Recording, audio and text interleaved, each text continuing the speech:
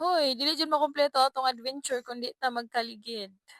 Siyempre kay nanamta sa bukid mukaon sab ta og butong para kusgan ang tuhod. Hoy, ug nakikita man tag Pinoon, so mukaon pod tag Pinoon kay ila man ning Pinoon. Dayon mao na gyud ni si ate gitabang jud siya hapit kuyapan kay di na niya kaya ang falls paingon didto. Before ta moadto sa ilang waterfalls diri sa Mapaw, moagi sa jud ta diri sa barangay hall para maglagbok. So kay naman si kapitan dire sakto pod kayo. Mo ni ang kapitan sa Mapawa si Kapitan Joselito Bag-aw ang pinakabuotang kapitan sa Mapawa. Mao na akong giingon na maglagbok sa ta before ta mosugod sa atong adventure dito sa giingon nilang waterfalls. Pero before sa ta moadto ato sa ning suruyon ang ilang barangay hall diri sa Mapawa na napa sila'y pa fountain fountain o 'di ba nice kaayo. Nya napod sila kanang park park diri na gamay o gipaandar gyud